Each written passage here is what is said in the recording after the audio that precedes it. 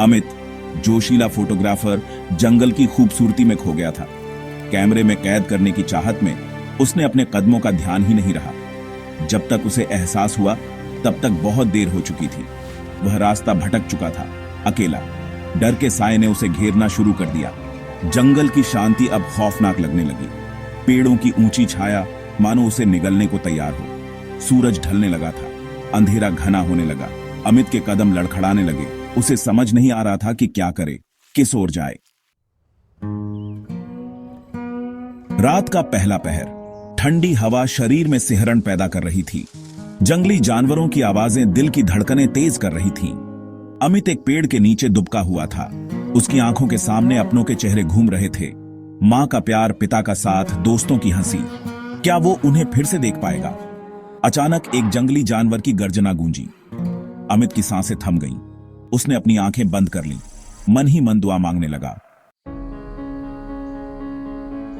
सुबह की हल्की रोशनी ने अमित को थोड़ी राहत दी। डर अभी भी मन में घुमड़ रहा था, लेकिन जीवित रहने की चाहत ज्यादा मजबूत थी। वह उठा, चारों ओर देखा, सब अनजान। पानी की तलाश में वह चल पड़ा। भूख और प्यास से उसका गला सूख रहा था। चलते चलते उसे एक छोटा सा झरना दिखाई दिया। वह दौड़कर पानी पीने लगा। ठंडे पानी ने उसे थोड़ी ताकत दी। पानी पीकर अमित को एहसास हुआ कि उसे भूख भी लगी है। जंगल में खाना कैसे मिलेगा, ये सोचकर उसके होश उड़ गए। उसने देखा कि कुछ पक्षी एक खास तरह के फल खा रहे हैं। क्या वो फल खाने लायक होंगे? जिज्ञासा और भूख ने उसे मजबूर किया। उसने एक फल तोड़ा और सूंघ कर देखा। कोई खास महक नहीं थी। डरते डरते उसने एक छोटा सा टुकड़ा मुंह में रखा। स्वाद बुरा नहीं था। उसने पूरा फल खा लिया। अगले कुछ दिन अमित ने जंगल को समझने में बिताए। कौन से फल खाने लायक हैं, कहां पानी मिल सकता है, कैसे जानवरों से बचना है। धीरे धीरे उसे जंगल की भाषा समझ आने लगी। पेड़ पौधे, जानवर, पक्षी सब उसके लिए एक खुली किताब की तरह थे। वह सूखी लकड़ियां इकट्ठा करके आग जलाना सीख गया था। पत्तों से बर्तन बनाना सीख गया था। प्रकृति उसकी गुरु बन गई थी। एक दिन भटकते हुए अमित को दूर से धुआं दिखाई दिया। क्या यह किसी बस्ती का धुआं हो सकता है?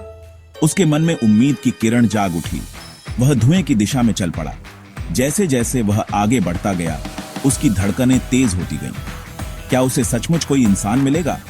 कुछ दूरी पर उसे कुछ झोपड़ियां दिखाई दी। वह जोर से चिल्लाया। उसकी आवाज सुनकर कुछ लोग बाहर आए। झोपड़ियों में रहने वाले लोग आदिवासी थे। वे अमित को देखकर हैरान हो गए। उन्होंने कभी किसी बाहरी व्यक्ति को अपने इलाके में नहीं देखा था। अमित ने इशारों में उन्हें अपनी कहानी बताई। आदिवासियों ने उसकी बात समझी और उसे खाना और पानी दिया। अगले दिन आदिवासियों ने अमित को अपने साथ शहर जाने का रास्ता दिखाया। अमित ने उनका तहे दिल से शुक्रिया अदा किया। शहर पहुंचते ही अमित ने सबसे पहले अपने परिवार को फोन किया। उसकी आवाज सुनते ही उसकी मां रो पड़ी। वे सब उसे खो चुके थे। अमित उन दिनों को कभी नहीं भूल सकता था जो उसने जंगल में बिताए थे। उसने मौत को बहुत करीब से देखा था, जिंदगी की अहमियत समझी थी। वह बदल चुका था। उसकी सोच बदल चुकी थी। जिंदगी के प्रति उसका नजरिया बदल चुका था। अमित का अनुभव हमें सिखाता है कि जिंदगी कितनी अनमोल है। हमें प्रकृति का सम्मान करना चाहिए, उसके साथ तालमेल बिठाकर रहना चाहिए।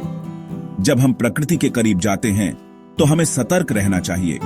अपने कदम फूंक फूंक कर रखने चाहिए, क्योंकि प्रकृति रहस्य और खतरों से भरी हुई है।